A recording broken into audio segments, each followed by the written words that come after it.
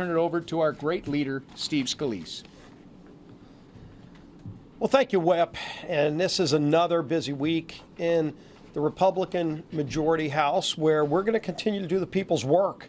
It's so important that we get the National Defense Authorization Act passed, where we come together and debate the priorities of our nation's defense. And if you look at this bill, and I think Tom did a great job of talking about some of those important reforms that are in the bill, some of the important priorities. We're giving a pay raise to our troops, our men and women in uniform, to continue to address something that Chairman Rogers has been focused on for a long time, and that is to increase morale and to focus on making sure we're taking care of our men and women who take care and defend our freedoms here and abroad.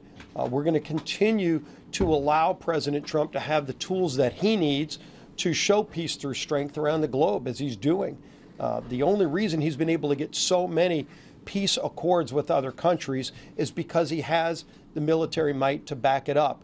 You don't ever want to have to use it, but if you don't have it, the bad guys around the world see that weakness, and they've exploited it in the past. When we've had weak leaders, like we did the previous administration, the bad guys around the world took advantage of that. It doesn't just hurt America, it hurts our friends and our allies all around the world. So it's critical that we refocus our military on its main mission.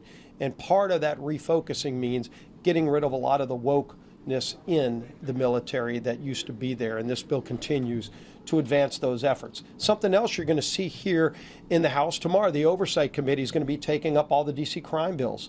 We've talked about this in the past. You've seen it. You can walk around the city, and it's actually safer today because of President Trump's action, bringing in National Guard troops.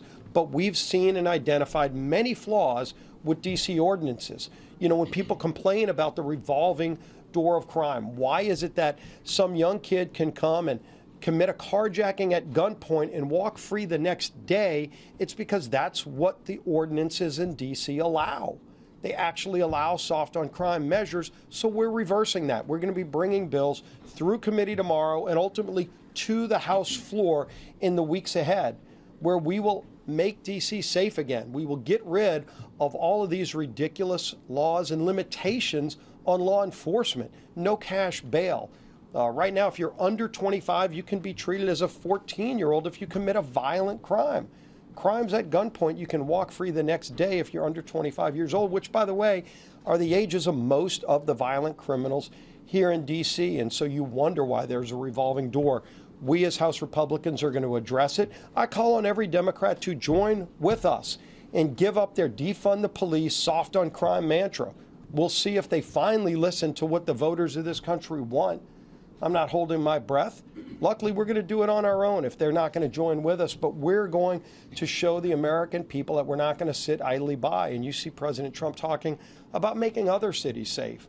And, you know, the whip talked about Governor Walz. You see Governor Pritzker. You see so many other governors trying to defend criminals, trying to criticize President Trump for stopping murders in their own cities.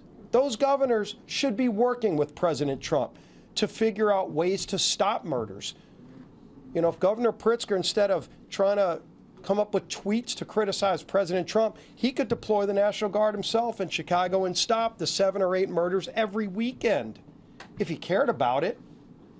But he doesn't. They want crime to continue. They want to continue defunding the police and try to have it both ways. And President Trump is tired of that game because he's tired of watching people be hurt. There's no reason for this violent crime wave that we see in so many cities. So we're going to continue to have the president's back and frankly, have the American people's back. Regardless of their party, regardless of what city they live in, everybody deserves to be safe. And Republicans are going to continue to push policies to help put that in place. And the person who is leading that charge is our Speaker, Mike Johnson.